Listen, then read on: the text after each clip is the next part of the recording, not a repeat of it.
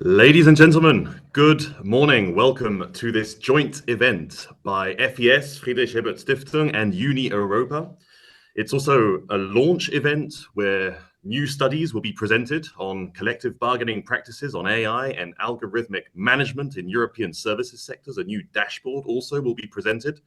Lots of interesting content all about artificial intelligence and how it will be used, is being used in the workplace. And when we think about artificial intelligence at work, it brings two ideas in my mind, at least. One is, how is artificial intelligence being used at work? The other thing is, how is artificial intelligence working? Because it's working all the time. It is always at work. It doesn't really go to sleep like management. Management goes to sleep. Maybe not enough, maybe not always, but they do sleep. They do need to take a break.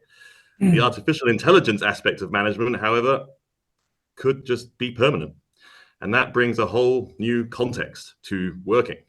I'm John Paul Judson. I'll be your moderator today. Really looking forward to hearing lots of interesting presentations, and also really looking forward to hearing your questions. You can use the Q&A tab to raise your questions with speakers.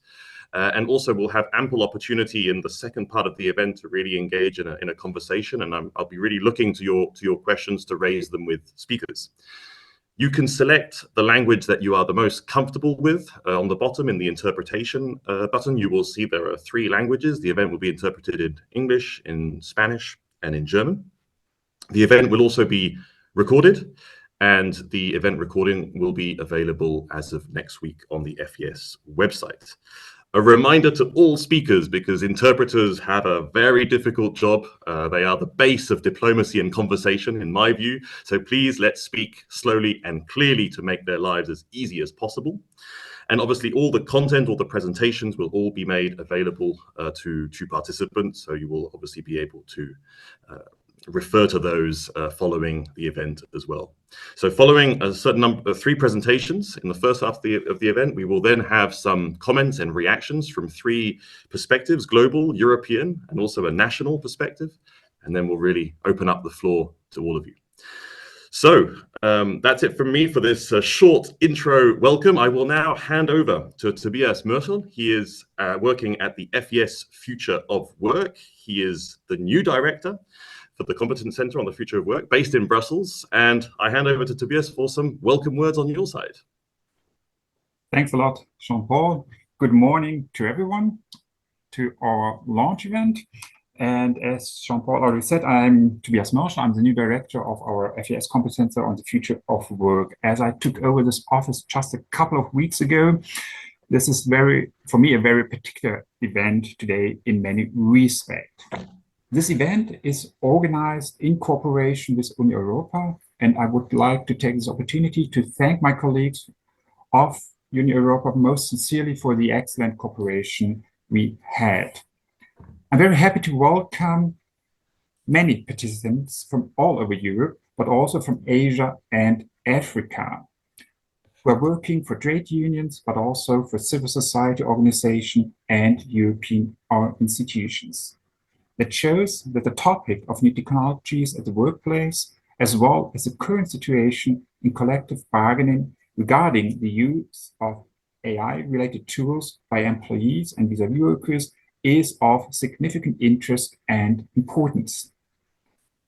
And I think it's a very timely event, also because on Monday, surprisingly, at least for many of us, the Platform Work Directive got adopted by the European Council, allowing millions of workers to receive sick pay, paid leave, and much more.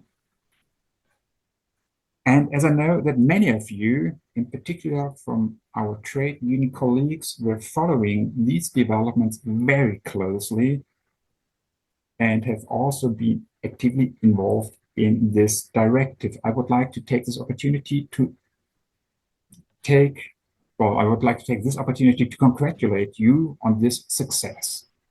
The directive presents an important step for platform workers, and it also includes requirement with regard to algorithmic management. And as we know, and Jean-Paul already said it, that many companies, employees receive work instruction for algorithms or from artificial intelligence. And now with the new directive, we have the first set out transparency requirement for such form of algorithmic management. And that brings me back to the project and the topic of our today's discussion event.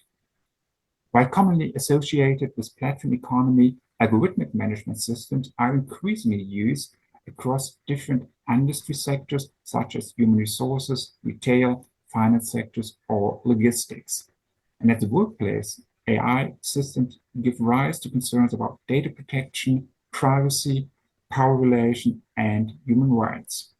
Therefore, it's very important to raise awareness of workers regarding the use of AI systems at the workplace.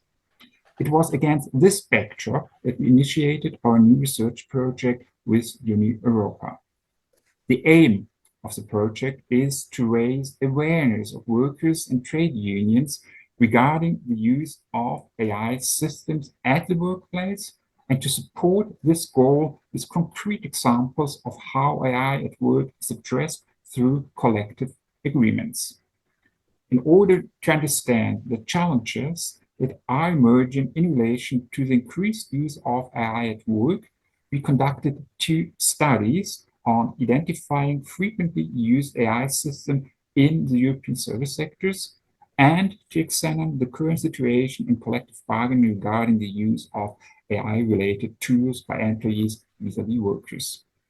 The clauses extracted from various collective bargaining agreements have been gathered and will be accessible through a visual intuitive dashboard, which will be presented today together with the studies. This project is a continuation of a successful cooperation with UNI Europa on the topic of awareness, risk, and responses of social partners regarding AI and algorithmic management at the workplace. For example, in 2022, we published a joint FES UNI Europa report on this topic. And this report is included also a survey among UNI Europa affiliates. And according to this survey, only 1/3 is aware that such tools are used at the workplace, but 44% expect from trade unions to secure strong collective bargaining on technology at work. And this shows that we need best practice examples of collective bargaining agreements on AI and algorithmic management in the workplace. And I very much hope that our studies and the database, which are going to present now, will be helpful tools in this respect. To come to an end, we as Competence Centre want to thank UNI Europa for the excellent collaboration, and also the authors, Steve Rolfe and Marta Kanakova, and her team from Chelsea and the team from Wage Indicator for their contribution. I want to thank all today's speakers, and I also want to like to thank our interpreters, which are really crucial for our today's event, not just for the event today, but they are really crucial. And I want to thank all of you for attending an event, and I do very much hope that you find the event, the studies, and the database interesting and useful for your work. And goodbye. I want to hand over the floor to Oliver Rötig from UNI Europa. Thanks a lot, and have a good discussion. Thank you, Tobias, and welcome from my side, from the side of UNI Europa, the European Services Workers Union, to this event. And I'm really proud that we got so many colleagues, people, friends involved in the event today from not only Europe, but all over the world. I think this shows how important the topic is that we are discussing and how pertinent for today's discussions the surveys and the database will be. And we are also lucky in terms of we did this at the right time. We have the platform directive Tobias was referring already, and the AI Act, which has just been gone through the legislative process, so it's there now. But obviously, for trade unions, for social partners, the key point is really not having just simply regulation. Regulation and legislation provide a framework. If we go to the workplace, what is key is really workers having a say, negotiating together with the employer about the conditions at work.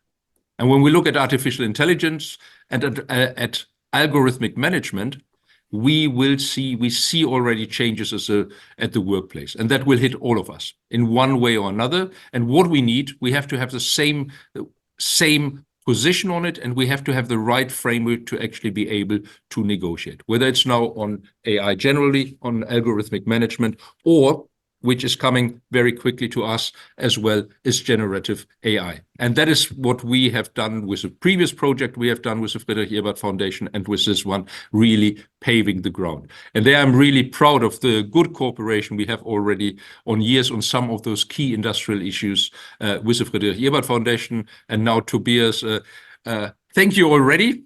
But I mean, also very welcome as our new counterpart here in Brussels with the competence centers. And what is quite clearly with artificial intelligence, things are changing so rapidly, so it's really difficult to have the right regulations, the right provisions in place, whether it is legislation, whether it's on the collective bargaining level. So that is for us also a key point, that we need to strengthen collective bargaining, the direct involvement of the workers and the employers. They're the closest to the workplace. They are the workplace together, and they really see in their everyday activities what is changing. And we can't wait for legislation. We have to have a process in place that we can immediately basically react to changes. And the changes will be rapid. We have seen this over the last years already. Key for us with artificial intelligence is in the end that we do not become robots, but rather that it enhances our human capacity. Human must remain in control. And then we have already some examples where it really helps. I mean, we're looking in terms of generative AI, for instance, which is one on the forefront of developments. When we look at call centers and contact centers, it does actually help the colleagues answering the calls, answering the emails, to actually do a better job, and they really appreciate it. Because it's not only a better job they can do, but it's also less stressful for them in many cases, so that we have better working conditions in this regard. And we can shape this through collective bargaining, through our cooperation between employers and trade unions. This is a matter for the local level. It is a level for the national level through sectoral collective agreements, but it's also a matter for us at European level through social dialogue, through the discussion with the European institutions to set the right framework. Last point I want to make, artificial intelligence, what we are discussing today, is not the end of the road. As I said, the changing is rapid, and we will see new progress during the next Commission. We expect that during the new European Union's legislative phase, we will have new legislation which really focus on artificial intelligence, but from a workers' perspective. We have a bit on this with algorithmic management in the platform directive, but very much focused. We want to have this for all workers, and indeed covering the whole world of AI in the workplace. And finally, what we as UNI Europa will be doing, artificial intelligence will be one of the issues to discuss at the UNI Europa conference, which is taking place in March next year.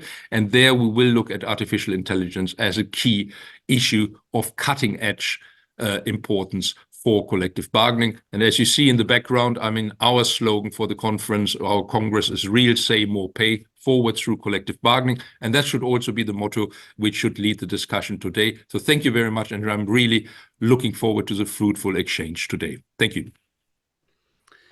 Thank you, Oliver and Tobias, for these welcome words. Tobias mentioned, the 4 issues that are behind this discussion, data protection, privacy, human rights, but also power relations.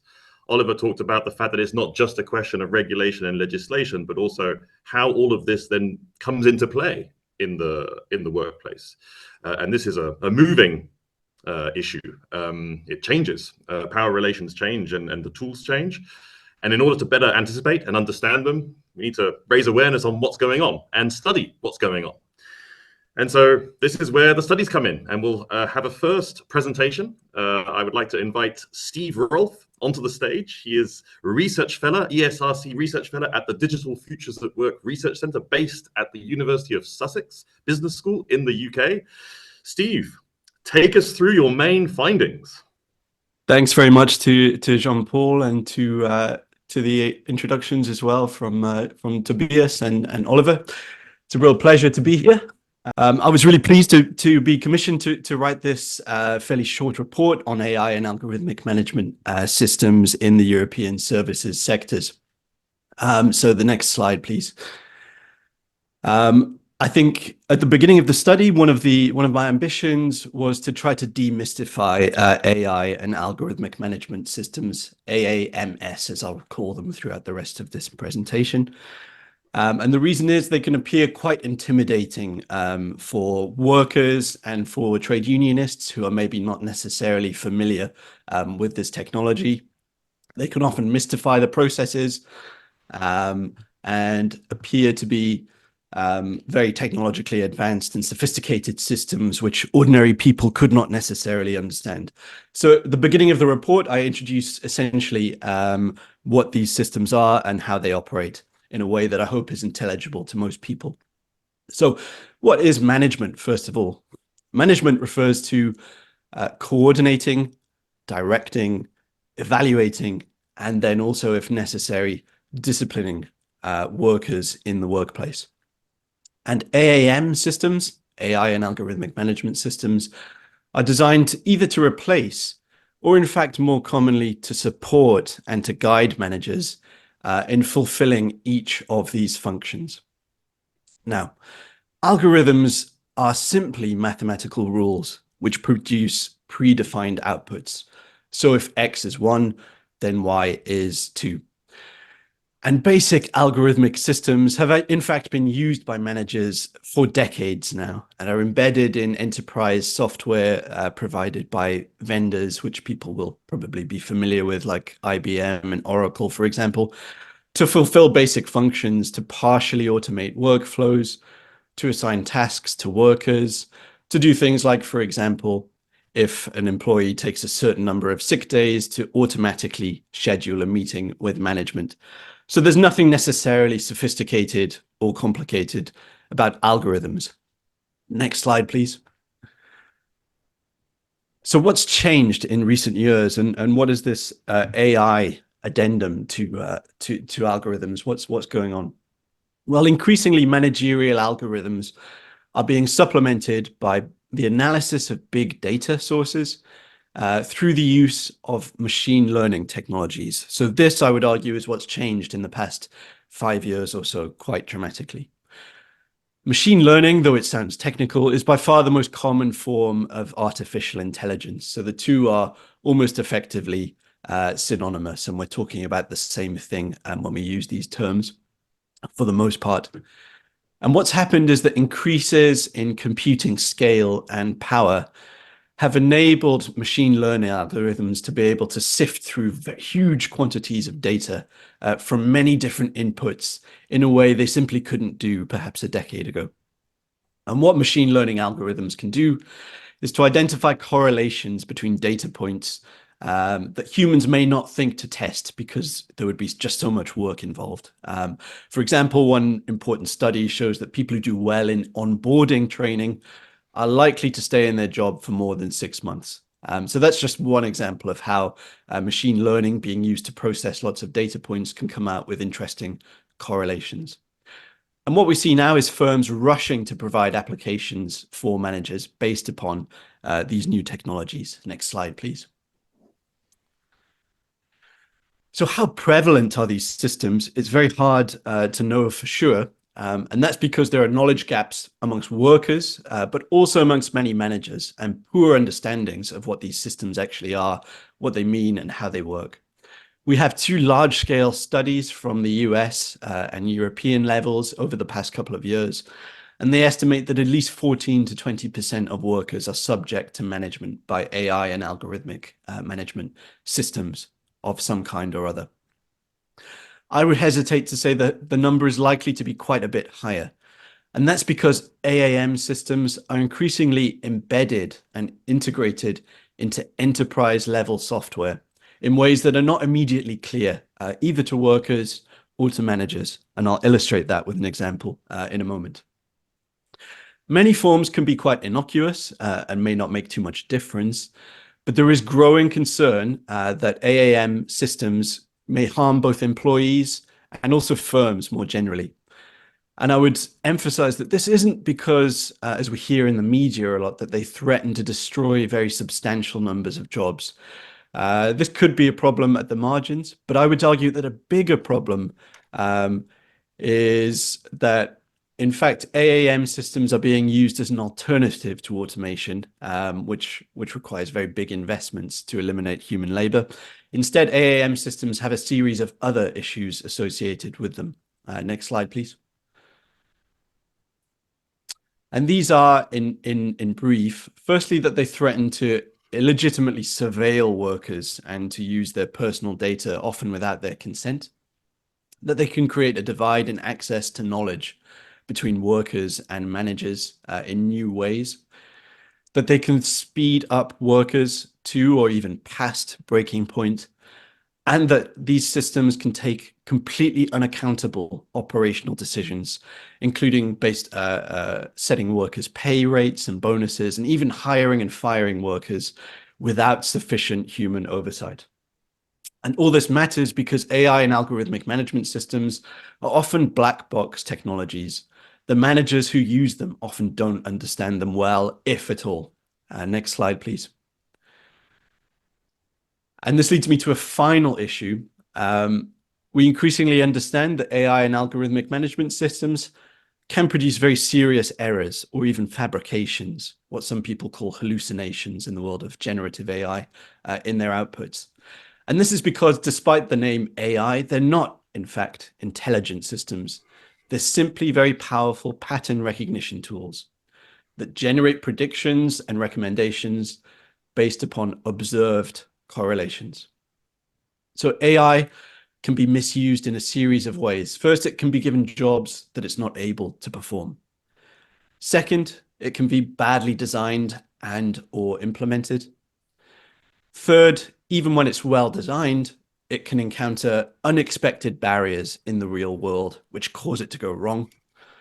And fourth, it can, and very often does, have its capabilities overstated or exaggerated.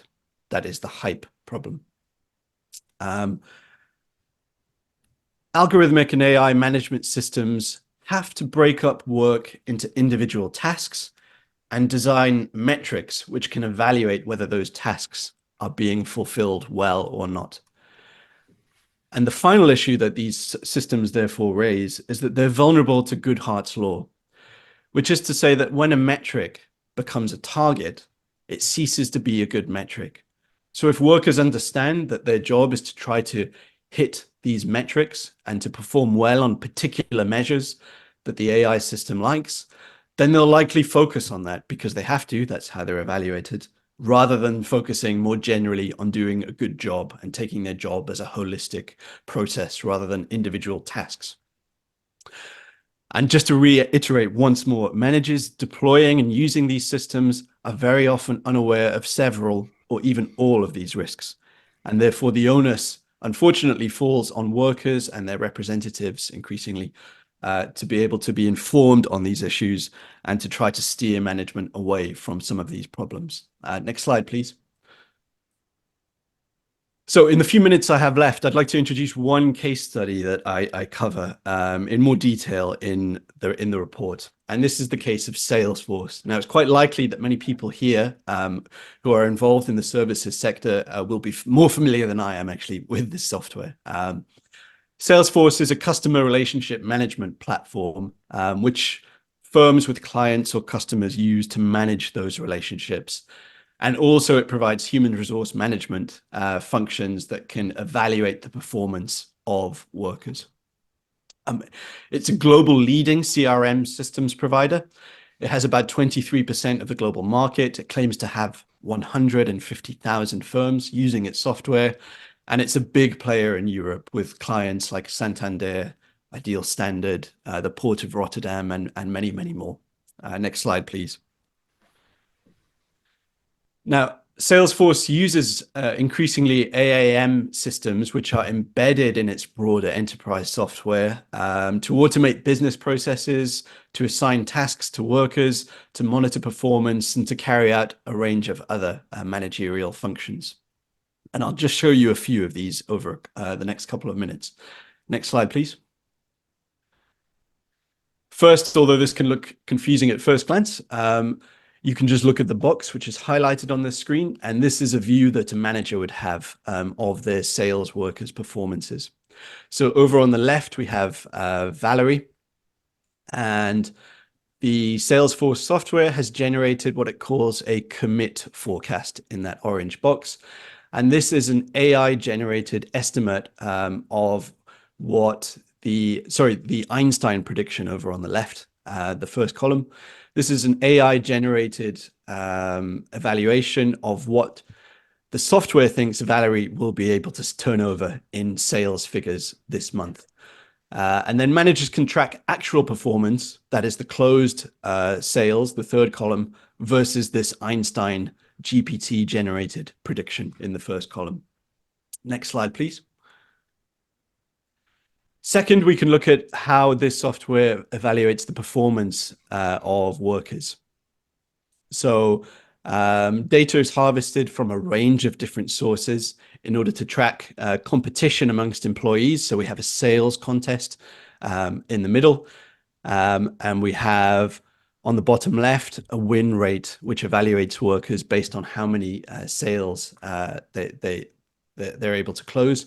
And this feeds in to metrics which evaluate employees' best fit, i.e. their evaluation for continued employment or otherwise. Next slide, please. Third, there is a KPI dashboard provided by Salesforce, and this uses algorithms and integrates with email to harvest a range of data sources and put together metrics based upon how workers work. So over on the right-hand box there, we see sales activity by sales rep. And this is measuring how many emails, how many phone calls, how many other kinds of activities which were recorded and integrated into the software that each worker is performing. And on the left, we also have a calculation of margins by sales reps. Again, a form of introducing competition and competitive evaluations between workers. And the next slide, please.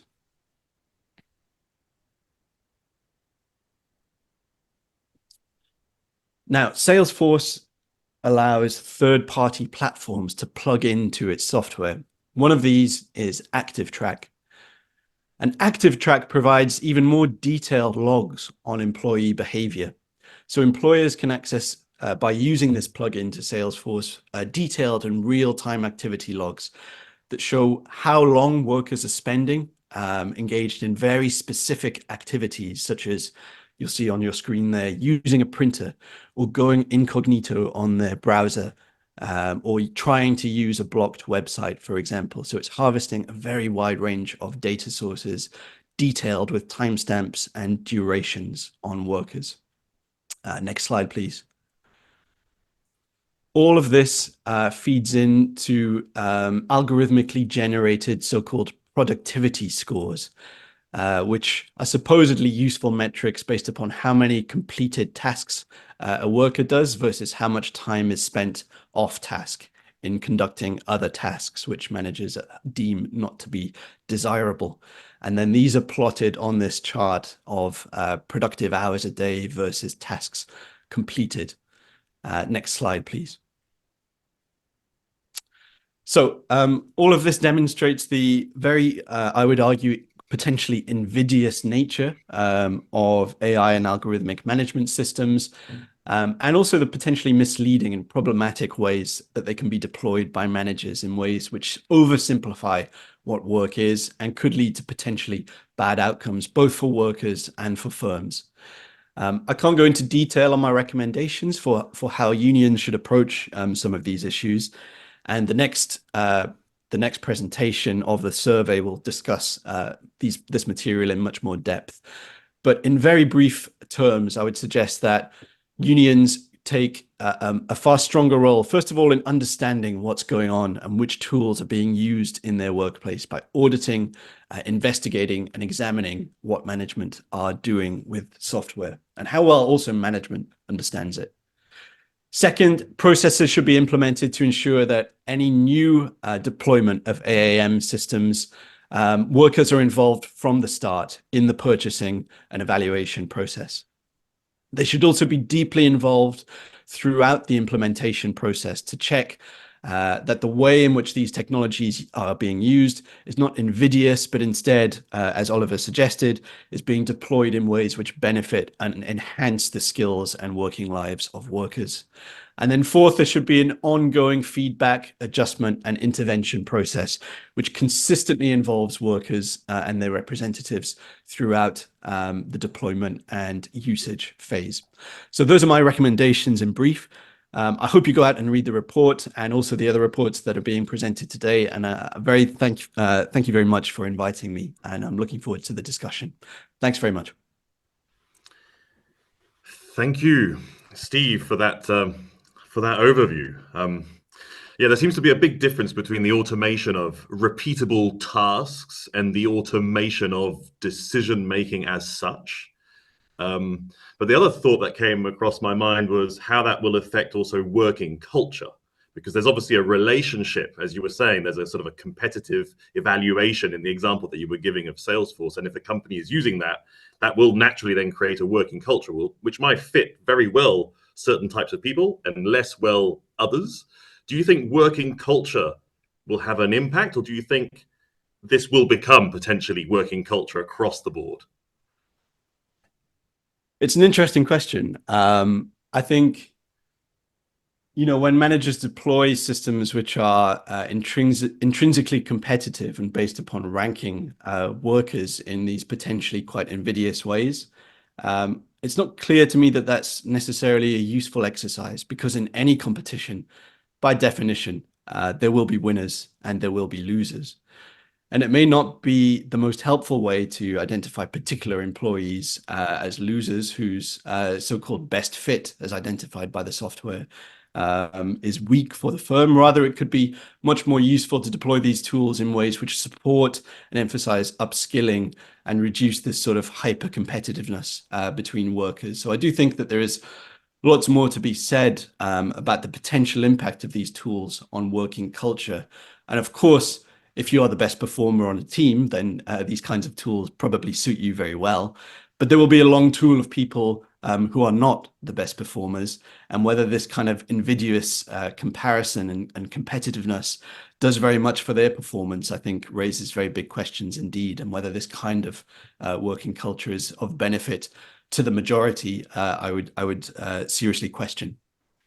Yeah, because if it's something that you can choose to go into, if you have that appetite, why not? But if it becomes a sort of a standard working culture, that might be something many of us should be worried about. Thank you, Steve. We'll bring you in later in the conversation. But now we'll be hearing from another presenter, Marta Kahansova. She is the co-founder and managing director of the Central European Labour Studies Institute, joining us from Bratislava in Slovakia.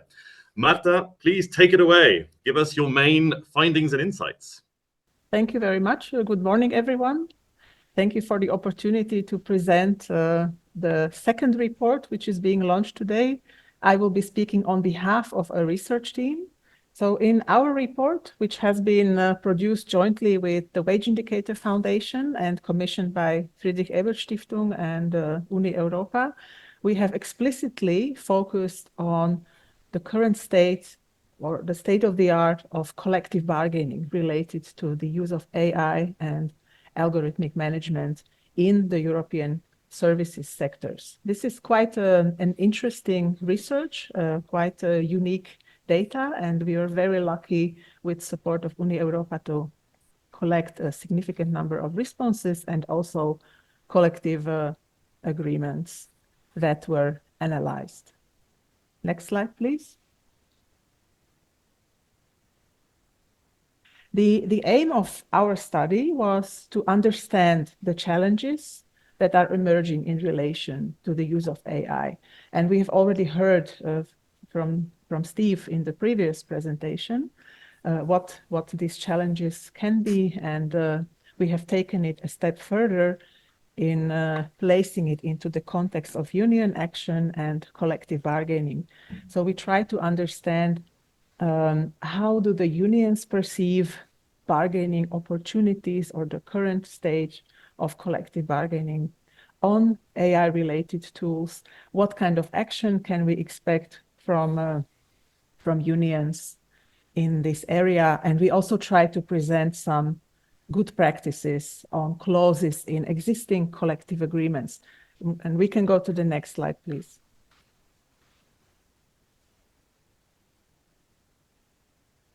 Thank you. The methods we have implemented for this study were comprised of several approaches. First of all, we did some desk research. We tried to map any kind of initiatives or press releases or statements related to collective bargaining on AI, whether there is anything written about it, whether there are any union actions available across a number of countries. Then we have implemented a unique survey among UNI Europa affiliated trade unions. And all in all, we collected 148 responses from UNI Europa affiliated unions across 32 countries. So this is quite a nice diversity, and it also shows interest in the topic. The actual sectoral coverage of the unions that participated in the survey is available in the report itself. And as we can assume, the financial services, the financial sector is one where we have received most responses because probably the exposure to AI-related tools is also higher than in some other service sectors, but there is quite a variation of sectoral coverage in the study.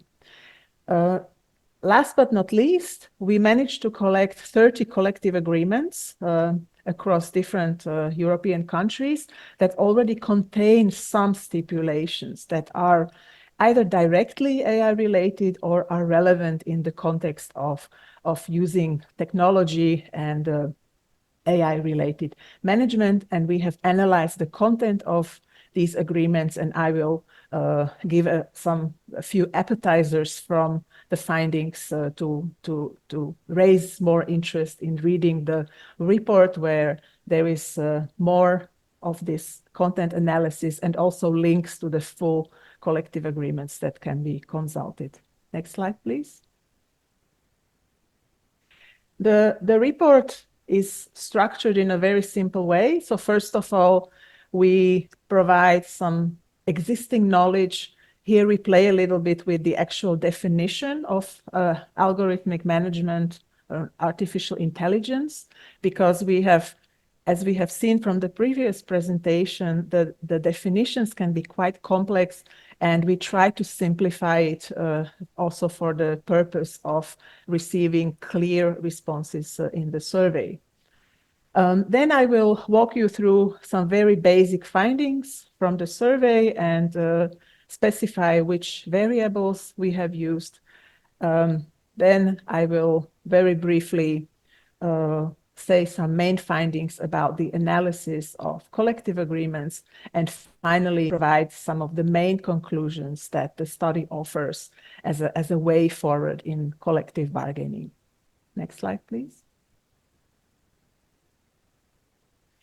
So starting with setting the scene, as I already said, the definitions of artificial intelligence vary. Sometimes AI is referred to as any machine-based system that can make predictions, recommendations, or some decisions with limited human input or human control. However, it's important also to distinguish that not all AI tools actually contain artificial intelligence. And AI is often used as a larger buzzword for the use of any kind of technology or a digitalized process to manage the workers and to manage the work organization at the workplace. So we have tried to bring some clarity in this, and also in coherence with the report presented just before. We have understood AI as related to different sets of technological tools and techniques that allow to manage the workforce that relies on some kind of data collection, surveillance of workers, or an automated or semi-automated decision-making. Moreover, when we come directly on how the AI tools can be used in managing the workers and managing the workplace, we have clustered these tools into 3 larger categories. So first category relates to the use of tools in the recruitment of workers, for example, for screening CVs, automated interview system, some background checks of job applicants. The second cluster focuses on AI tools for actual surveillance and the assessment of workers' performance at work. Here we can identify tools that track workers' activities, both physical and digital, some tools that can read emails of the workers, assess their performance against some benchmarks, and also tools that allow some kind of customer rating to measure employee performance. And the final cluster of tools refers to actual work organization, decision-making concerning the team allocation, shift allocation, allocating certain tasks to workers. So this is roughly the large variety of tools that can be used to manage workers, and they are specified in the report in much greater detail. And the reason why this is useful is because when we want to talk about collective bargaining and what are the trade union preferences related to the use of these tools, it is very important to know what kind of tools we are talking about and to identify where collective bargaining is underdeveloped or where it has a potential in what types of these tools. Next slide, please. Going directly to the survey findings, I have selected only a very short a presentation of a few very basic findings, and I thought it's interesting to pick the finding related to the actual interest of unions in bargaining. So we have asked the unions if they agree with the statements such as that bargaining on AI systems is a relevant topic for collective bargaining, whether it's relevant also for the employers, whether the unions find it relevant that they themselves directly initiate AI-related topics in collective bargaining, and whether they already actually bargain on such topics. And we see that 62% of those who responded to the survey think that indeed AI is a relevant topic for collective bargaining. At the same time, almost half, almost 50% of the union respondents think that also it is important for employers to bargain on AI systems, and there should be AI-related topics that the unions directly initiate. So this already gives us some insight on how unions perceive this relevance and how eager they are to bargain on AI-related topics. Next slide, please. When we come to the actual tools that I mentioned, we see that there is interest in collective bargaining, but it's also important to say what the unions are interested to bargain about. The bargaining that is already out there, wherever there is already a collective agreement or a bargaining process going on, we found out that this mostly relates to data protection and privacy issues. And the least relevant from the union's point of view was the use of AI tools relating to the hiring process. So those were the tools that I mentioned, such as screening CVs or automating interviews or checking the candidates. In the second group, which I call here AI-related topics that are currently not subject to collective bargaining, but unions wish to bargain on these topics. Here we could identify that these are mostly tools that relate to workers' rights, such as any kind of worker consultation or co-determination related to challenging automated decision-making, workers' right to information on how the AI tools are used, what is basically the background of this automated decision-making. And finally, the third cluster of tools or the topics is where the unions currently see not much bargaining going on, but at the same time, there is also not much desire to develop bargaining on these themes. These relates to some of very specific management of the workers, such as access to emails, chatbots, the use of chatbots, the analysis of voice of workers. So these are very specific tools, and the survey showed they are currently not in the spotlight of union interest, and the unions rather want to focus on data protection, privacy, and challenging the automated decision-making. Next slide, please. When we look at the content of collective agreements that are already out there, these are the data based on the 30 collective agreements that have been analyzed. We see that most of them, those that already have some AI-related stipulations, deal with training that is relevant on the use of AI tools, but they also regulate union involvement in the introduction of new technologies at the workplace. They also address the impact of AI on working time and the workers' right to disconnect, and the data protection and the workers' privacy. So this shows what kind of topics are covered in those collective agreements that already exist and have some stipulations related to the use of AI. Next slide, please.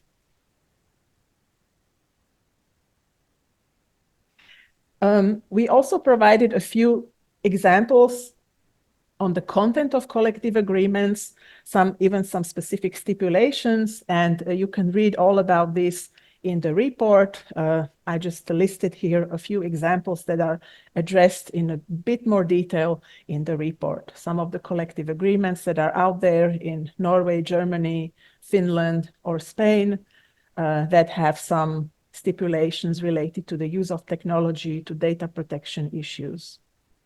Next slide, please. And just to conclude, I will formulate some arguments what the study has shown us. So first of all, we see that bargaining on AI is emerging. It is not yet as widespread as bargaining on other elements or other serious topics on working conditions.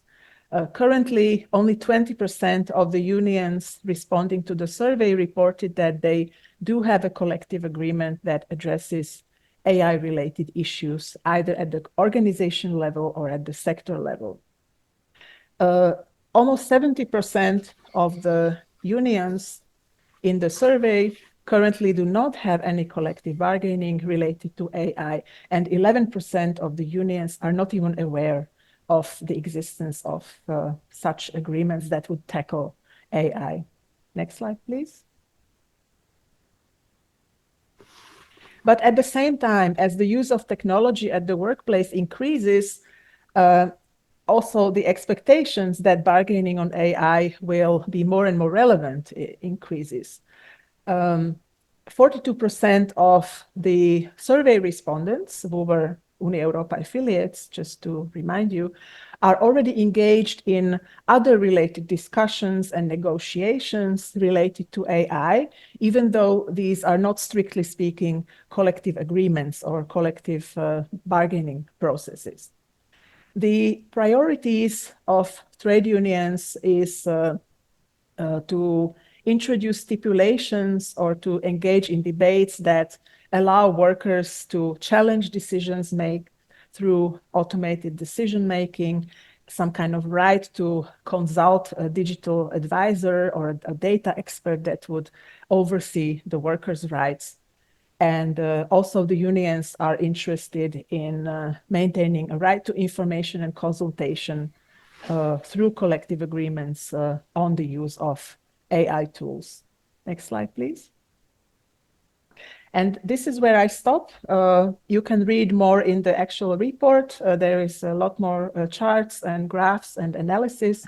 And we will also be very happy for feedback and wishing everyone good luck with spreading the word and the use of the findings of our report. Thank you very much.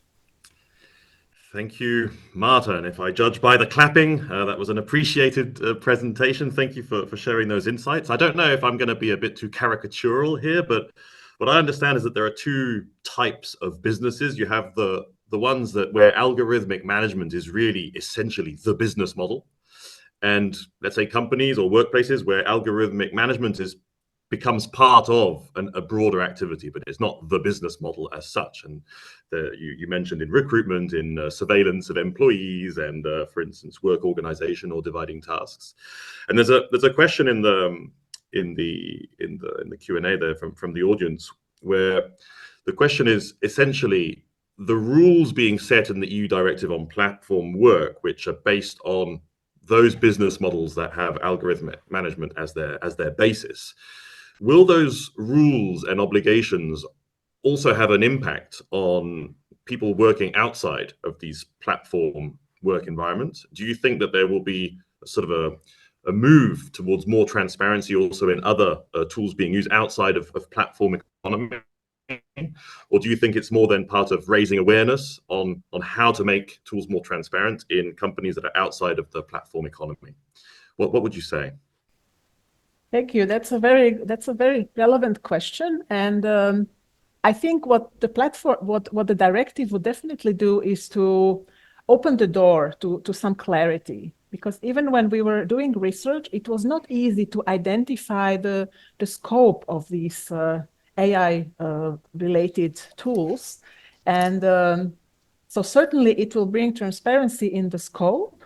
And in terms of whether there will be some spillover effects also to other types of businesses, I would tend to say, but that's a bit of my personal opinion, that these things need to be negotiated. So if there are strong negotiating structures, if there are good institutional foundations for bargaining on these topics, it can certainly serve as an inspiration, but it depends on the bargaining parties, what they make out of it.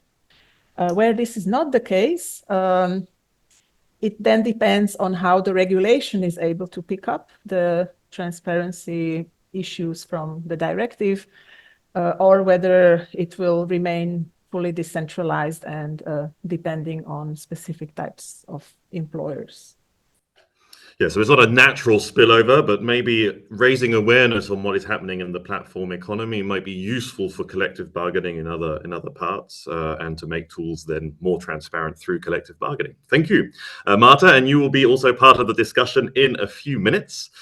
Time now to welcome Daniela Checon. She is the director for the data of the Wage Indicator Foundation, and she will be presenting a new dashboard which I think will be giving lots of interesting insights on algorithmic management. So please, Daniela, over to you. Thank you so much, and thank you, Marta, for presenting our report. So yeah, maybe a couple of words about wage indicators. So we're a foundation. We celebrate this year 25 years. And basically, we work on collecting, analyzing, and disseminating labor market information across 206 countries. And we do this through research, as we did now with this report, databases, and tools in our national websites in local languages. So among the several databases we run, we also have a collective agreements database, which now covers 2,600 agreements from 67 countries. And this database is being now used in a variety of research, advocacy, and trade union capacity building projects. And well, this tool has been created using precisely the data from this database that we run. It's also important to know how the database works a bit. So we collect the collective agreements. We have a system for coding them. So our annotators answer to questions related, of course, to whatever labor law topic you can think of, about 700 variables in total. And when they code, so when they answer to a question on the basis of the text, they also need to select the clause that relates to that question. So one of the results of our database is a database of clauses. So yeah, maybe I can share my screen so you can have an idea of how it looks. Yeah, what you will see, what is being shown in this tool is basically explained in detail in the report that Marta just presented. So it's the clauses part. What we did was to look at clauses that were related to artificial intelligence and algorithmic management in the different collective agreements. We collected clauses from 23 CBAs. And this interactive tool starts from the topics. So the first thing you can do is decide for like one topic you're interested in. For example, I'm doing this live. I hope it all works fine. I'm picking working time and right to disconnect now. And the tool will show in this screen just a bit of the clauses related to that topic. And you see the country, the sector, and the collective agreement name. Because there are agreements from different countries, we decided to add a section in English as well. So talking about AI, the translation here is generated automatically. So it's original language here and English here. You can also click on a clause if you want to see it more in detail, and it should open in a new screen. And then you have here the full clause with the English translation. The tool also offers filtering options. So if you're interested in a sector in particular, yeah.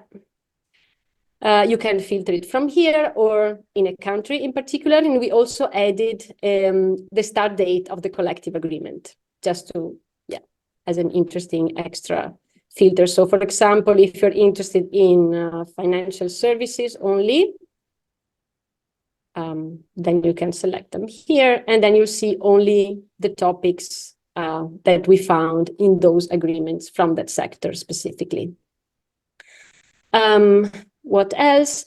Of course, all the details about the collective agreements database, the methodology we used in the coding, the code book, and all that stuff is in the database, the wage indicator collective agreements database report, which can be found here.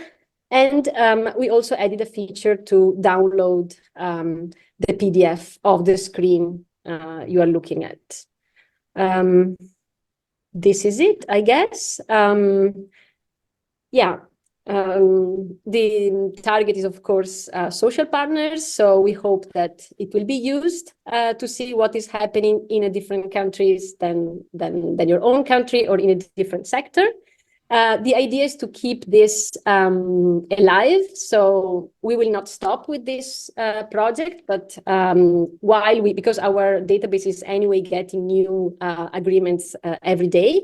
So we'll keep on answering these questions, and the tool will be kept up to date with the new agreements that we will receive. So you're welcome to use it. And we are happy to receive feedback because we're launching it today. So thank you. Brilliant. Thank you, Daniela. That does indeed look like a very useful tool, and you're also making it dynamic. I mean, that is actually quite a challenge, huh? To keep such a tool updated. I mean, do you have any sort of call for action or anything like that to make sure that it's, you know, being fed with information and that you're able to process that? Is anything specific you would like to say there? Because I think that's the most tricky part, actually. Well, what to say? Send us your collective agreements. No, I mean, we keep on collecting CBAs now because we are involved in different projects related to collective bargaining in Europe, especially. So I guess last week we were able to collect about 300 new collective agreements.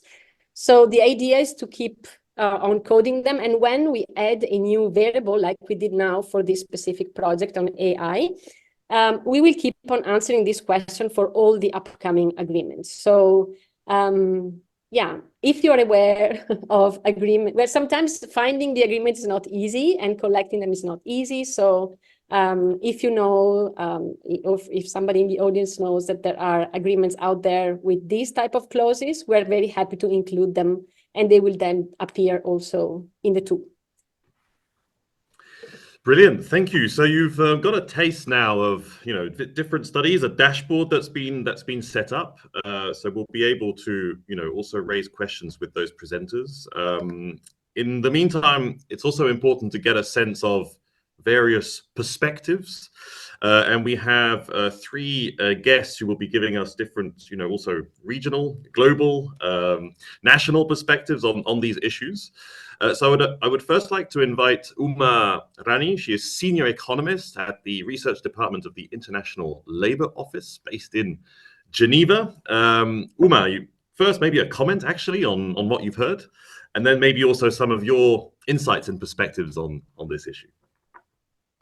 Thank you, Jean-Paul. And it's really nice to be here and to participate in this event. I'm really impressed with the kind of work that has been presented, and very clearly there's lots more that we need to do as we move towards you know, any sort of a regulation, or also trying to think about how to get our trade unions involved in this process very clearly early in the day. I like the way Stephen, and also right at the beginning, Olivia, who set the whole tone by saying, you know, what we need clearly and what is missing at the moment is worker negotiation at the workplace. Because one of the questions that comes up often when you go about doing much of this work is, what do you mean by algorithmic management? You know, how do we even understand that? What does it mean? What are the kinds of tools?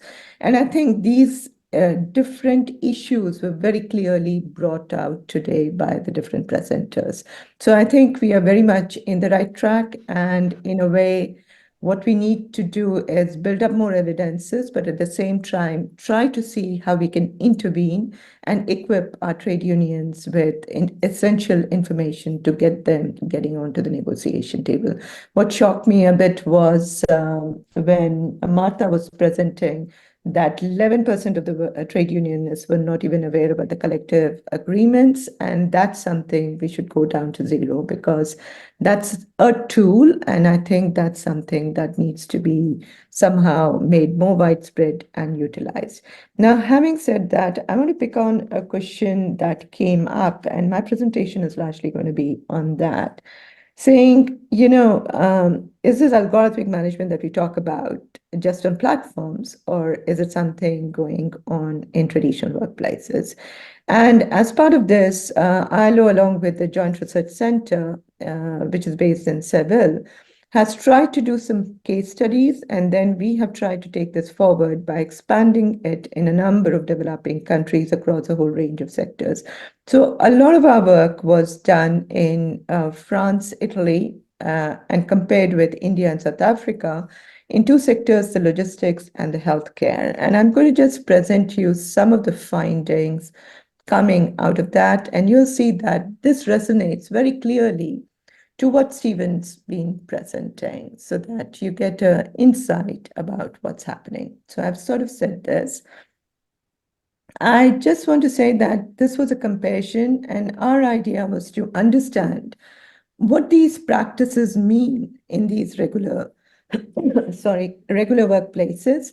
And we wanted to understand its penetration and the impact in terms of work organization, job quality, and industrial relations. Instead of a survey, we adopted a case study approach, and this was largely because some of the survey results that were coming out, we were not very sure and clear as to the understanding of this algorithmic management in AI systems. So we felt that probably a case study approach might be very good, and we get a better hang around these issues. And we collaborated with research institutions in all these countries. So our idea was also to understand the motivations behind it, how they affect different occupation levels and organization of work, and whether, it tries to bring about improving efficiency, productivity, but also understanding what the implications are on working conditions. And what has been the role of social dialogue? This has been something very, very central for us as part of this project to understand to what extent this can lead to better results at the workplace. So I want to move beyond the kind of list that actually Steve and Rolf put up. And there's quite a bit of detail that is there in the report, and I would encourage everybody to read these reports, which are really well written and have a lot of information for us to take it on already at the policy level, and also to emulate quite a bit in other sectors and other countries to see, what is happening there. But focusing on the healthcare and logistics, I think what we realized that there are a lot more technologies that are there other than the kind of AI tools that we are talking about. And some of these are very specific to the sector, which is very, very important for us to take into account because they're also being utilized in different ways for management purposes. And what came out quite shocking for us was the use of general purpose technology for these kind of algorithmic management, like WhatsApp or tablets, or even simple templates and other digital tools. And the reason why it becomes very important for us to differentiate between the specific purpose and the general purpose technology is largely because the specific purpose technology often have very clear safeguards. So that this cannot be misused, or, there are issues of data privacy that can be protected. But when you get onto general purpose technology, there are no safeguards that are there. So, how do you really go about protecting data protection, data privacy, or a whole lot of other factors? And that's quite important. And what we did in our study, which got published last month, and we had our event in Brussels, and you can read more details about it. What we try doing in our work is try to look at the specific purpose technologies and try to see what are the implications on whether you're talking about productivity, efficiency, or on the working conditions. And I'm going to just give you some insights from India and South Africa, because I think we've heard quite a bit of Europe, and I thought it's interesting to see how they're being used in other contexts, in other countries where institution systems are not very strong, where you don't have a very strong social dialogue, and where trade union movement is not, and sometimes not very effective, even though they are formal sector firms. So the main motivations very clearly are for increasing effectiveness and efficiency. And at the outset, I have to tell, in all of these case studies, there was absolutely no consultation with the trade unions for implementing any of these technologies. So all these technologies have been top down, have been implemented, and there's hardly any discussion, even with the workers, about what's been happening within the process. When there is, it's very minimal and limited, and that you see within the medical or the healthcare kind of a model. So clearly you see effectiveness and efficiency with improved service delivery, simplification, and streamlining of work processes. And we don't necessarily see the job losses that one talks about when many of these technologies have been brought about. Part of it could be because India and South Africa are at a stage where many of these practices are coming in, and you have these huge warehouses being built in. So there's a lot of scope for, at the moment, expanding, building up, which is leading to more jobs rather than displacement, but there are very clear possibilities of displacement in the future. But what you very clearly see is increased work intensity as a result of many of these technologies being used. There's a push towards higher productivity, and what it does is there are huge issues around quality of jobs. To give you a simple example, one of the things that we see is that, especially in South Africa, is going back to the industrial age. Not only the tasks are getting fragmented and being done in a piece rate systems, but there's a logging in and logging out where your hours of not taking time off to have your lunch or going to the toilets are actually being recorded, and they're being deducted into the payment systems. Now, there's also the evidence that we see that there's redefinition of tasks and roles, but through the entire standardization process. But there's absolutely no impact on either the designated roles or the kind of payments that workers have to get. So there's no recognition as something that comes out very clearly. Now, with regard to job quality, they are very diverse in many senses, and it's very difficult to conclude on as to what is happening. One of the issues that we faced, and I was wondering whether in the discussion we could talk about it also, is when you do case studies through firms, and I was a bit impressed to see what Stephen managed to get out of Salesforce, because we didn't manage to get out of our case studies, because it was very difficult to get information, and we couldn't really talk to the workers, largely because they would be implicated in the process. But what we saw was work intensification very clearly. The workload had increased in all these, all the firms that we were basically doing our case studies. Workers did not necessarily have enough autonomy. There was very clear evidence of reduced level of discretion, but there was some level of decision-making of the humans that was there. And part of it could be because of the initial stages of much of these technologies that are coming in. But there was very clear evidence of monitoring and surveillance, and workers were being punished for it in many of the cases. Like there was a transfer from, reducing formal employment and hiring a lot of workers on informal or contractual employment. There was increased penalties and non-payments that we heard. And there was also a problem in the shop floor with regard to the social environment, because there was a lot of competition to improve productivity and to be able to get more work so that you could get better payment and better rewards. And that led to real increased tension within the shop floor. And what came out very clearly in all these cases was lack of awareness and low level of involvement of trade unions in the decisions concerning technological change. So this was completely absent. Now, if one thinks of this and the logistics sector, this was quite similar also within the healthcare sector. Now, within the healthcare sector, some of the reasons are very clear, so I won't go through it.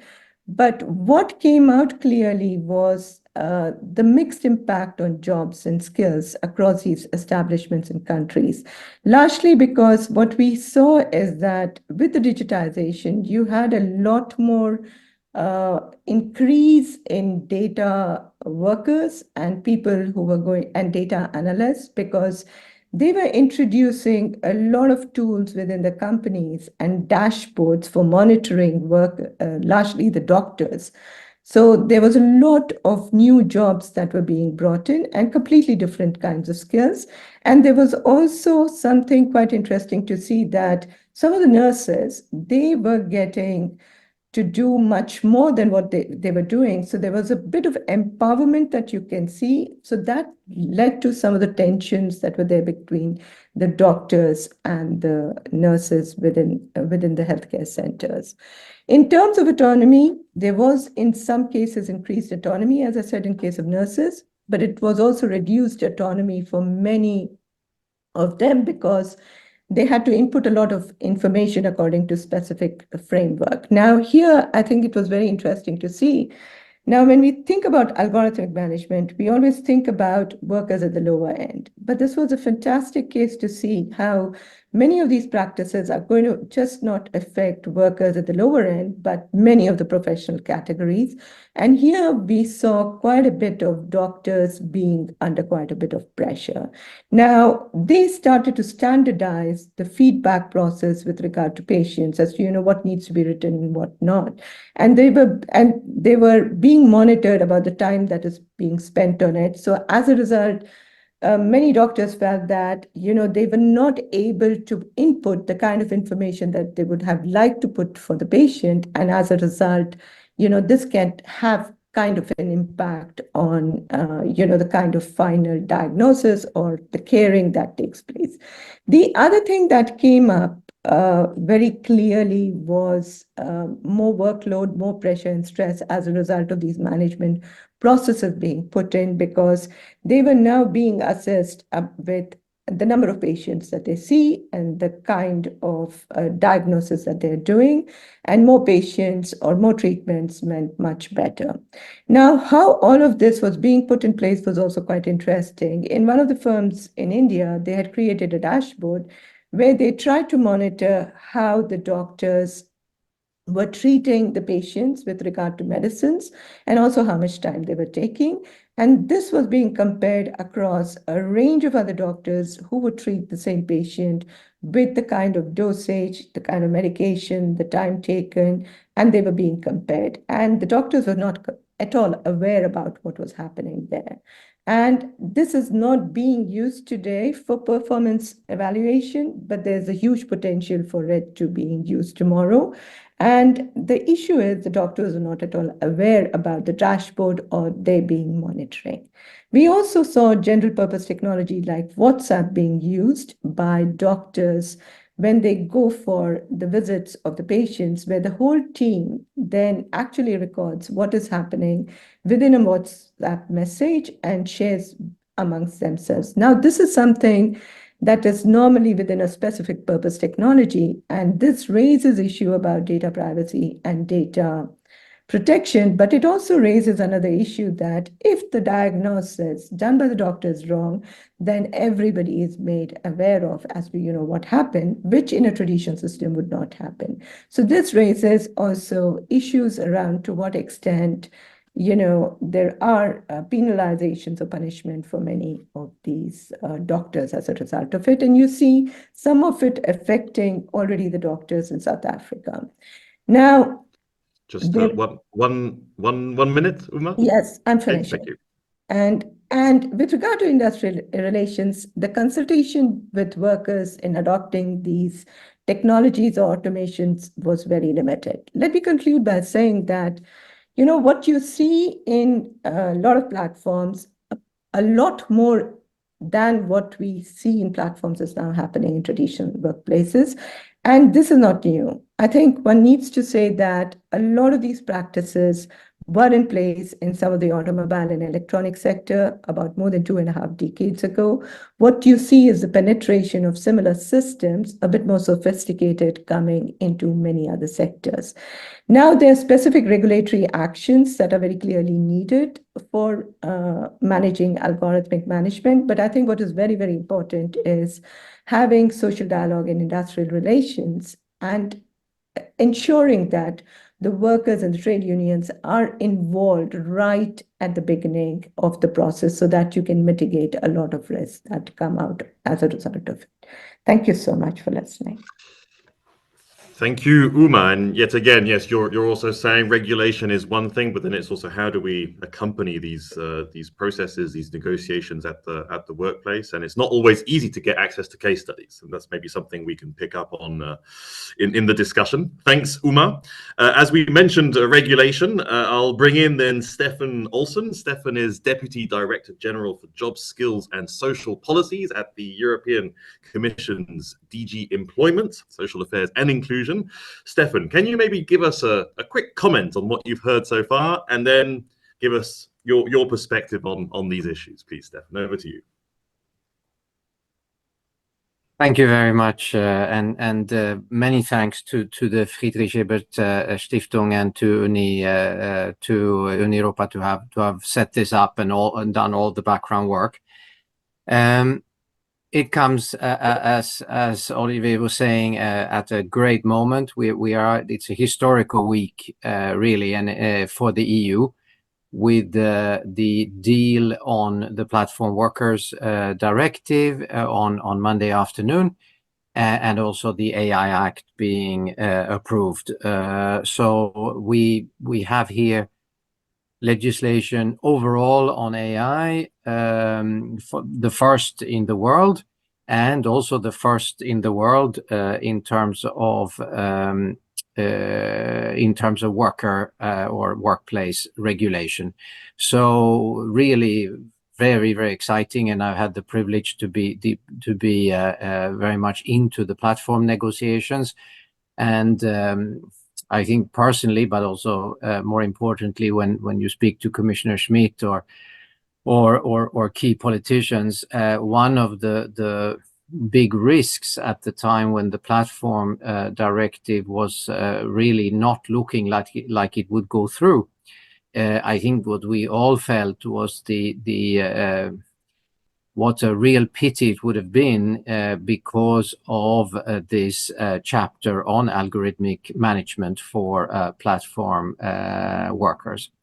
So a really exciting time and fantastic foresight from you all, from having done these studies and set up this event. And I think the work that we have now going forward to take into account what these legislative changes mean, what further legislation might be needed beyond platforms in the workplace, linked and this I linked to collective bargaining, because as was said at the start, I think by both Tobias and Oliver, was yes, I mean, this is not it's not going to be solved, and it shouldn't be solved by only regulation. It is absolutely crucial that social partners and collective bargaining comes in to address this issue, as it's so closely related to work organization, and there are many sectoral issues like we've heard in the many presentations. So this work of collecting the data, collecting the best practice, of defining the terms, of identifying the challenges, the risks, but also the advantages, in order to create a kind of basis for collective bargaining throughout the EU and beyond. I think it's very timely. It's very, very important. In this, of course, we shouldn't forget that we also have the GDPR as another background. So in the EU. So I think that's also an important background to take, but it also makes it. GDPR is, of course, focused on individual rights. And in collective bargaining, we're going to talk about collective. So this is another important issue to see how we link up now GDPR, the AI Act, the platform, and the lessons we draw from platform to the rest of the work of the labor market. So again, I'm really enthusiastic, and I've learned a lot during this hour and a half so far. But I also see that we can't do enough to keep stimulating and keep developing the capacity and understanding of trade unions, but also of employers, of how to deal with this issue in a way not to fall into the traps that we've seen in several of your in the first report and in several of the presentations in the EU and beyond. So I really think in terms of this is something worth investing in. looking at both cross-industry and sectoral dialogue at EU level, but also in terms of our work as the European Commission, together with the Council and the European Parliament, to see how this can be taken forward under the next legislature, because of course now we are at the end of this one. So I think your work here will really feed into that. And we really would like to support this, continue to support this, looking at these key issues of human oversight, transparency, innovation in a way that supports both sides. And also making sure, again, like we've done with the platform proposal, that we are not eroding or in some way undermining collective bargaining and the situation and the status of the worker through innovation. Innovation should be something very positive, something that increases productivity, well-being in the workplace. It should not be something that undermines and creates a labor market that is not highly productive with quality work. That in looking at the EU perspective, this is of course our big competitive advantage, and in that sense we are now of course in the midst also of the implementation of the minimum wage directive, which sets very high standards on collective bargaining. So I think that comes in parallel to this work, and again focusing on making strong collective bargaining really again and a cornerstone of the European social model. So from my side, many thanks. We'll look very closely at these reports from the Commission side, and also continue our debate with you in order to see how we best support collective bargaining and possibly further regulation going hand in hand for the future. So thank you very much. I should just indicate that I have to run to another meeting, and I have to be there at 12. So if I'm not there replying to questions after 11:50, it's because I had to go. So already apologize. I apologize for that. Thank you. Okay, thank you, Stefan. Indeed, I mean, we don't want this to become like terms and conditions that you accept when you have a new device or something, but you just can't read through. I mean, collective bargaining needs to read through and be empowered to read through and be empowered to answer and change and modify and amend. And maybe before you go, I would like to address that question with you, how the policymaker can help create an enabling framework to improve knowledge for collective bargaining, but hopefully we'll be able to get to that. Thank you, Stefan. Then we'll have then a third perspective from Jose Varela. He will be speaking in Spanish. Jose is head of digitalization at the Spanish General Union of Workers. So can you tell us a little bit your perspective from Spain and maybe a comment on what you've heard so far? Jose, over to you. Hi everyone. I need to talk in Spanish. Y muchas gracias antes de nada por esta invitación a este seminario. Thank you so much, first of all, for the invitation. Thank you for inviting me to this very interesting seminar. I'd like to thank all participants who have shown the studies, who have shared their studies with us, because I think that they are high quality studies and they will be very helpful for us, and we will make progress in our common goal of introducing AI in a fair and just manner in collective bargaining. I will be sharing a presentation. It's in English as well, though I will be speaking Spanish. And what I would like to do is share with you what we're doing in Spain in terms of introducing AI and algorithmic management through negotiation and collective bargaining. The first thing I'd like to highlight is that in Spain we have a framework which is called the Agreement for Employment and Collective Bargaining. It's been signed by the two main employers associations in the country and the two class-based trade unions, including mine, UGT. And this is a regulatory framework that is applicable to all companies in all sectors, and it establishes a minimum standard after which they have to negotiate. Obviously, this regulatory framework is compulsory for all parties, and we are obliged, as I said, to consider all the topics inside this agreement. All of them had to be within collective bargaining. Obviously, we're speaking about topics such as salaries, working times, etc. But I'd like to highlight that this is one of the first collective agreements that has a full chapter about digitization in general and specifically dedicated to artificial intelligence. I'm not going to share the whole text with you because it is quite a lengthy text, but I still wanted to send some ideas across, 6 messages. Both parties have agreed on these 6 points to introduce AI in collective bargaining. Firstly,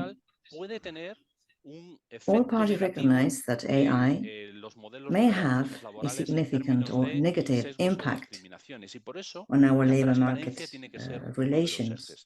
There might be discrimination, therefore transparency must be there. Nobody doubts that AI will improve productivity. There will be many positive effects, but it is worthwhile remembering that there is a whole chapter in which everybody recognizes that if AI is not dealt with in full transparency, many prejudices can arise. Secondly, we need to have some type of human control throughout the system from beginning to end of AI that is applied to industrial relations.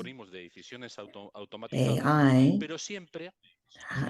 has automatized decision-making procedures in itself, but always during the whole making decision procedure, there must be a human at hand taking control. Thirdly, companies must commit themselves to the fact that all information about how these algorithms work must be transparent and easy to understandable, and this is very important. Later on, I will focus on this concept, understandable. The idea is to guarantee that there won't be discrimination, biases, as we said at the beginning, that may very well happen. Fourth conclusion, companies, when the algorithms are explained to them, companies must tell them what decisions are being made and on what parameters, on what instructions, on what rules and provisions are they being made. I will dwell upon this a bit later on. And in any case, the most important thing is collective bargaining. Why is it so? Because AI is not equally implemented in all companies and sectors. It doesn't have the same relevance, level of penetration, and it is differently used in each company. There is, for example, an algorithm that might decide on what employees might be on a night shift, and in another company, we might have an algorithm that will make decisions about redundancies, for example. Therefore, sectors and companies differ, and this is where social dialogue, a very specific type of social dialogue, increases its value, and it's very important to have it. In our labor legislation in Spain, we are pointed out to the fact that we, as works councils and trade unions, have the right to be informed of such parameters, rules, or instructions on which algorithms or artificial intelligence systems are based upon. This could be an umbrella standard, but we need to go more in depth. Even if this is compulsory, if collective bargaining doesn't really detail everything in all clarity, some problems may arise. And to this end, I'm going to show you this screen, this slide that contains two guides. One guide about collective bargaining and a second guide specifically dealing with artificial intelligence. I know that you will share this presentation, so if you would like to go more in depth, you can download these reports. They include a series of recommendations about what questions should be put to an employer or to a company regarding how artificial intelligence is used in their business model. Due to the lack of time, I'm not going to specify all the questions that we include, but we have a series of them, a series of ideas that I would like to share with you. First of all, we need to ask the first questions to employers. Are there algorithmic or artificial intelligence solutions that are making decisions? This is the beginning of everything. Perhaps to our surprise, there aren't such things. But what decisions are being made then? Regarding what things? Shifts, productivity, salaries, distribution of tasks? We need to clearly know whether artificial intelligence is being used in the productive tissue and work into what end. As all the presenters said, there is a very clear link between all of this and data protection. In our training courses, we have, by the way, trained more than 300 members of the trade union. One of the most common questions is this one: were they using my data for? Am I being surveilled? Leading to situations of anxiety and even fear. There is a need to build some type of artificial intelligence where we know, we are aware of in what way our personal data are being used, to what end. So we need to know how is the evaluation of this artificial intelligence. And this goes hand in hand with the two recently approved legislations, the Directive on Artificial Intelligence and the Writer's Law from Spain. We need to know whether there have been verifications about the impact of AI prior to its implementation, and has there been an audit, and have they used a data set that is balanced in terms of gender, age, and diversity, among other things. One of the objectives of the directive is to assess AI and these data sets. Another question that we ask has to do with the human action. If AI exists and is being assessed, is there a person at the end of the chain, and has this person the capacity to revoke decisions, or modify it? The human presence at the end of the chain is essential. And finally, due to lack of time, a final question. We can't talk about AI exclusively in terms of bias. We need to talk about AI in terms of increasing productivity. If there is an increase in productivity, logically, this increase should be distributed among workers in terms of work time reduction or higher remuneration. Because at the end of the day, AI wouldn't be working if it hadn't captured the previously employment owned by people when we were working. So we need to open up the space in collective bargaining towards this question. If AI is being introduced, we need to know if there's going to be a fair distribution of the wealth it produces. We already know the questions. We have an idea about the questions, but what can we expect from the answers? This is one of the main fears that we have when we offer internal trainings to our members, to our affiliates. They are scared because they say, if they're going to give us a mathematical formula that we won't understand, softwares and stuff, we won't really understand any of it. So the first thing to be said is that if decisions about myself are being made, if they're going to make myself redundant, or if they're going to vary my remuneration, these concepts must be explainable. Otherwise, it is not possible. I need to be able to understand this. And this is what we defend, and I think we are very right in doing so. Actually, UNESCO already shared this opinion. Explainability refers to making intelligible and providing insight into the outcomes of these systems.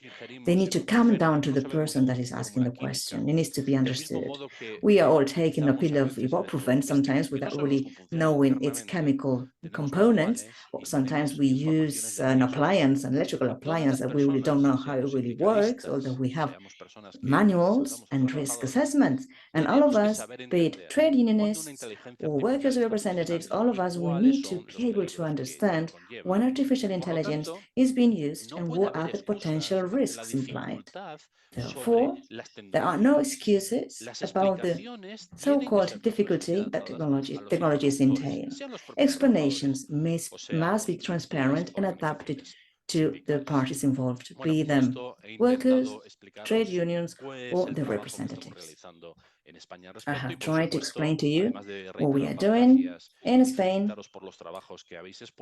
and thank you once again, and congratulations on your great work. I'm at your disposal for any question. Gracias Thank a you. usted, Jose. That was a really, very interesting view. You made several very interesting points. I mean, the differences and the diversity of the usages and the ways that artificial intelligence will be implemented in different sectors, different companies. The kind of decision tree system that you presented for approaching collective bargaining, and whether or not artificial intelligence is a major part of what we need to be discussing in a company. That's how I read your different questions in a way. It's like a decision tree process to help to structure how to approach the problem. And then the big difference between what you might consider as artificial intelligence for process efficiency on already automated processes versus artificial intelligence that is going on in currently areas that are not at all automated, that are much more based on human value. And then you raise this very interesting point, which is the quantification of value on potentially replaceable jobs in the future, but that are based on data coming from real human activity. And that opens, I think, a whole scope of discussion. So I would like to bring in everyone. All speakers, help me and Jose answer some of these questions, actually. Particularly maybe a first one on the quantification of value, because that, I think, is a potential shift where artificial intelligence is going to play a role. Value will be displaced, but it will still be based on data coming from real human activity. How is this going to be affecting collective bargaining in the future? Is it positive because you can actually quantify much more the value, or is it extremely dangerous and negative because in the end it will absorb value into something that's more and more difficult to relate back to human activity? Who wants to try that one? Maybe Stephen first, and then Marta. Stephen first. It's a huge question. I'm not clear that I have a convincing answer either way, to be honest. I would suggest that one thing that comes out in my report, based upon, I should say, the ideas of others more, is the possibility of establishing data trusts within firms. And this is one possible way that's been proposed to try to redress this balance of information asymmetry between managers and workers. And one could imagine, we don't have very many tangible examples of how this would actually work in practice yet. Maybe some of the other panelists have come across some practical examples of this. But one could imagine far more collaborative workplaces whereby unions, workers, and managers have equal access to enterprise level data, are able to look across all of the processes, workflows, and data that's being collected and processed within a firm, and then can take collaborative decisions together in order to ensure, yes, of course, productivity and effective business processes, but also positive outcomes for workers in terms of remuneration, job quality, and so on. So I think broadening out access to data and figuring out ways to make it accessible to workers and their representatives, I think is one possible way we could think about this. But the question is broader than that, so there's more to talk about. Yeah, but it is an interesting point, and maybe I'll just go to Stefan before Marta, because I know Stefan might have to leave. And you mentioned this data space, and it is something that the European Commission is exploring in a number of sectors to create these sort of trusted environments for sharing data. And I would maybe like a comment then from Stefan on this broader question of the quantification of the contribution of human activity transferred into data, and how maybe the Commission could think about some data spaces that could help here as an enabling framework. Thanks a lot, Jean-Paul. First of all, I think it's important, and that's not completely related to your question, but we need from the Commission side also to keep our distance to social dialogue, in the sense that we leave the social partners, we leave you in charge. So it's not because it's AI that we suddenly should go in and say what you're going to negotiate and how you're going to negotiate. I think it's important that I just signal that, because there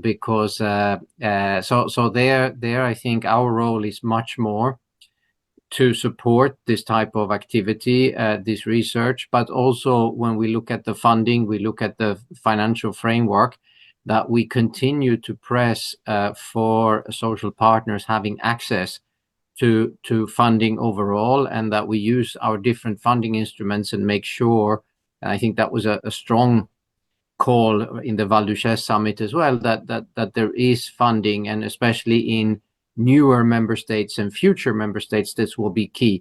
And there, I think this type of issue will be very important also for social partners and for trade unions to bring into the activities. In terms of how we deal with AI and how we deal with data, within the Commission, there are a number of horizontal processes now trying to make sure that we don't work sectorally and run off all on our own, one on gender equality, one on work, one on environment. So there is a very serious work in terms of data and data spaces and AI, in order to make sure that we are supporting. So, but I'll take that back with me again, and it's something that I've learned personally today again from the presentations, the importance to work further on this.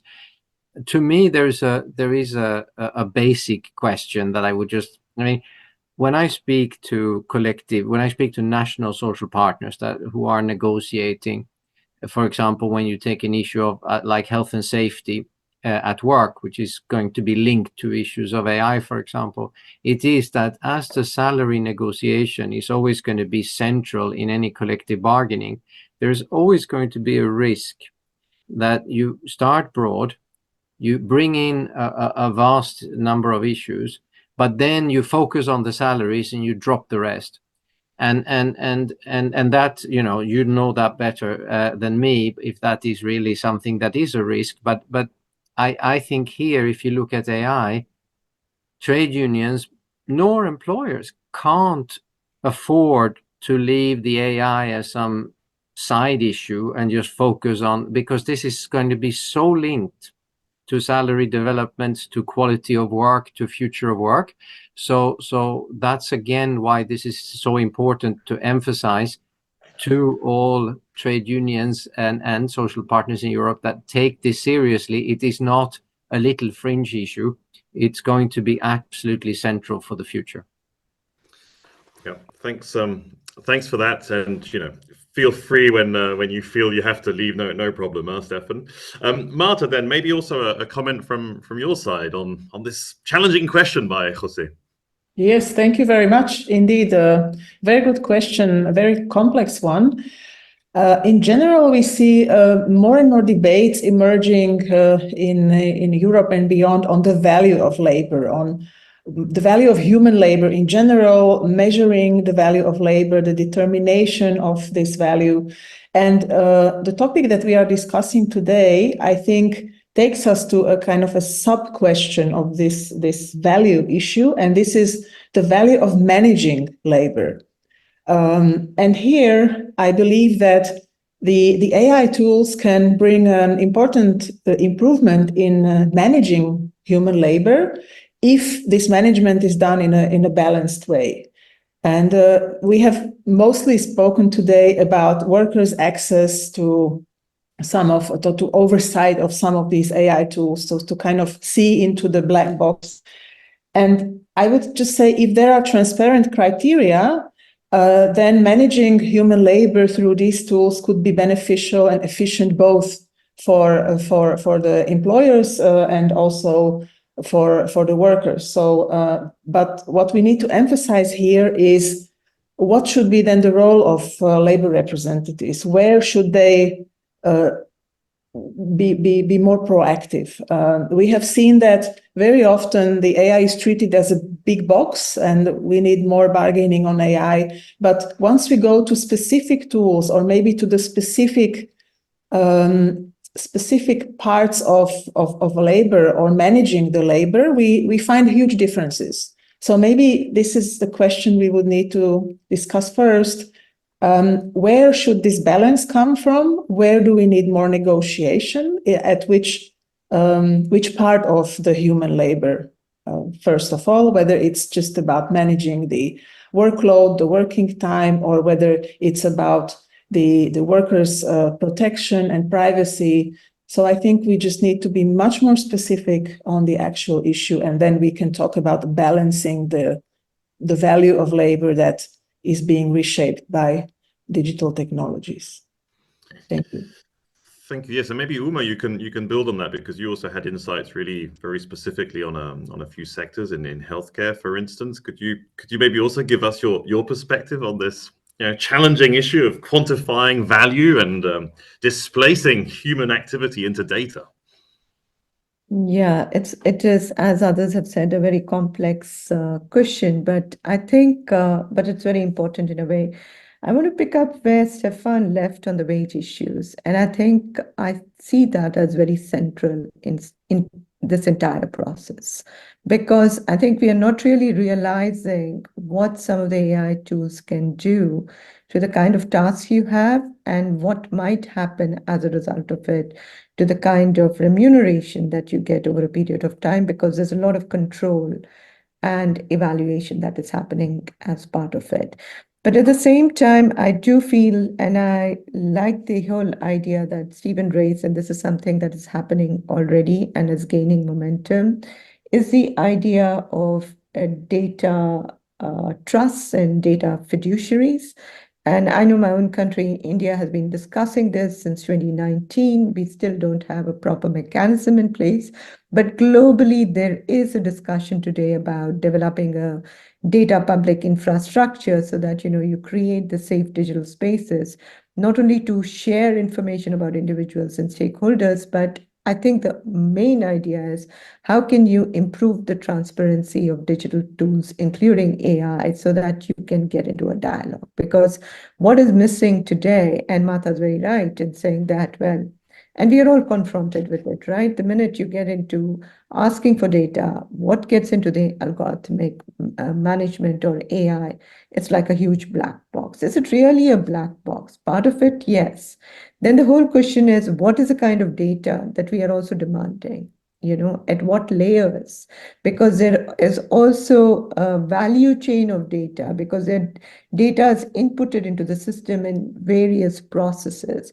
So, we need to really get into the governance of much of this structure to understand what data is being used at what point of time, and how can we have actually access to it to have more meaningful dialogue. And I think that conversation is somehow missing in a way. And I think I didn't talk about one of the things, talking about the healthcare. What is very interesting within the healthcare sector is you have medical associations, right? And they are very well guarded with regard to what kind of safeguards can be there. But what's interesting is within the AI discussion, some of the discussions of data protection are being violated. And I think it's important to see what safeguards can we bring in within the sectorals, within the sectors to ensure that a worker data is protected and a worker has access to it. So you can do it in various levels, both at the sectoral, both at the and at the national. But I think it's protection in all fronts, including privacy, as well as ensuring remuneration, that is working conditions, which is very important for me. And just to say that the issue of algorithmic management in traditional workplaces would be part of the discussion at the ILO's, the double discussion that we are having on decent work in the platform economy in 2025 and 2026. So interestingly, that part of the discussion would already get started. So it would be interesting to see the EU movements there. Okay, and one question that you raised earlier, Uma, and that I see also in the audience is the access to information, access to case studies when we're dealing with potentially black boxes, or at least things that will be perceived very much as sensitive issues. And therefore, it's actually quite difficult to build this database, this understanding. And so how does one deal with that? So I'll just go to Stephen maybe first, because just to understand how you were able to get some insights and maybe some whatever ideas you could share with others trying to get similar insights. And then I think I'll also go to Jose to see if your framework in Spain has provided some extra access to information. But first, Stephen.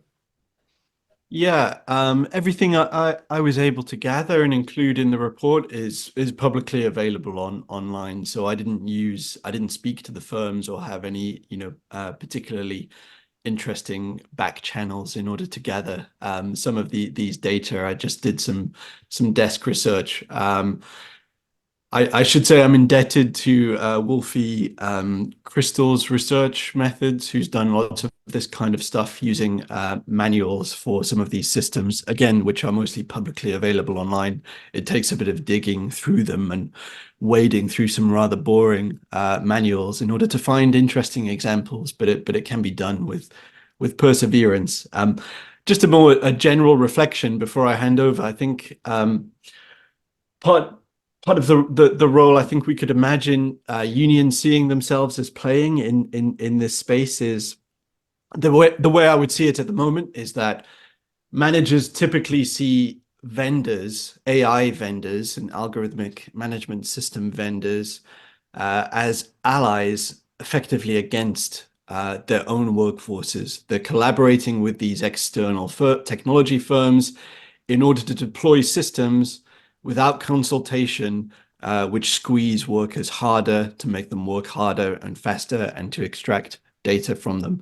And I think with strong collective bargaining systems and worker level organization in place in the firm, we can shift that alliance from being one between workers and firms against these external AI vendors, which we should remember are themselves corporations and have their own profit-led interests, which are at the motivation of creating and generating these systems. And if we can shift that alliance to be from firms and AI vendors against their own workers, to being a collaborative process of workers working with their own firms and managers to ensure that they get the best possible deal and the best functional software from AI vendors, then I think many of these issues that have been highlighted in today's session and in many other good research reports that are out there could be ameliorated, and we could have a much better and more egalitarian deployment of these kinds of systems, which doesn't have all these harmful effects, both for firms and for workers. Interesting thought. Thank you, Stephen. Jose, in Spain, did you have a way of getting access to the black box by having a bit this framework? And maybe actually a comment then on these external technology providers and how you've dealt with that in Spain.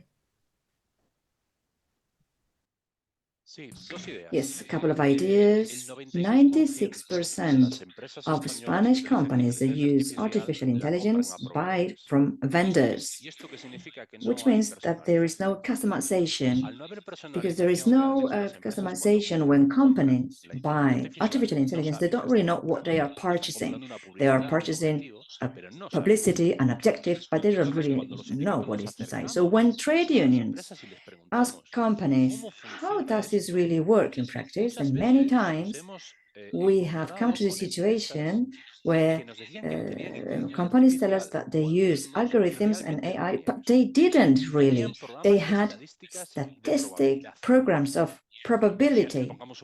Let's give you an example. When any of us access a streaming platform and they tell you, there is a pop-up, I think that you could be interested in this film, and then you tell yourself, I don't like this movie at all. But in the labor market, when they distribute a task to you because you seem to be the best profile, but nobody understands how this has been assigned, not even the vendor understands it. This has led us to the fact that many companies are withdrawing certain products, knowing that in 2 years, such products will be assessed following the directive on artificial intelligence, and they will need to have a guarantee of traceability and efficiency. Regarding collective bargaining, and this is my second and final idea, I would like to comment a couple of conclusions that the OECD published last autumn. In the financial sector and the manufacturing sector, there was statistics. Workers said that artificial intelligence applied without social dialogue increased terribly control and workload, and productivity likewise. However, the same question was asked in companies where collective bargaining agreements were reached. In such cases, productivity was the same, but the level of discomfort of workers was less, because the workload and efficiency can be done in a way that is not detrimental for workers, and they themselves can claim the digital dividend, because we consider that the ratio between salary and work time makes no sense in the data economy. It is obsolete. If my data give an intangible value to my company so that they can have a better value at the stock exchange, then we as workers want our bit, our share. Thank you, Jose, and I'm conscious of time, and these are obviously very complex issues. I think we've already had great insights from the presentations. We're just scratching the surface, I think, of some of the debates that are behind, but I hear that they're on the agenda of many organizations, and I think that's essentially the objective as well of this event, is to get this issue on the agenda. So if that's going in that direction, that's already a first success. I would like to thank all the speakers for your preparation and your participation today. And obviously, I'd like to also thank the attendees. I hope you got good insights from this discussion. I would just like to leave you with a thought, just to bounce back on what Jose was saying, is that we've been talking a lot about the potential risks and the control and the surveillance and all these aspects that artificial intelligence and algorithmic management can bring to the workplace. Maybe there's something else to consider, is also working culture, to come back to that first point that was made with Stephen there, because working culture will evolve through collective bargaining. And if people feel happy, involved in a company, even including with artificial intelligence, and yet productivity is exactly the same, then that's probably the best of both worlds. And maybe artificial intelligence can actually shift the balance there. How can maybe workers, through collective bargaining, use artificial intelligence also to surveil and control their managers and the reputation of the companies that they're working in? And maybe that will have a big impact for workers in raising their power and the power relations moving forward. Because not a great place to work in is a place that will not have a very good reputation. I don't know, just a thought to leave you with, but thank you so much for having taken part. Thanks to all the people involved in organizing the events. All the presentations, the recording will be made available, the reports as well. And I wish you an excellent day moving forwards. Goodbye.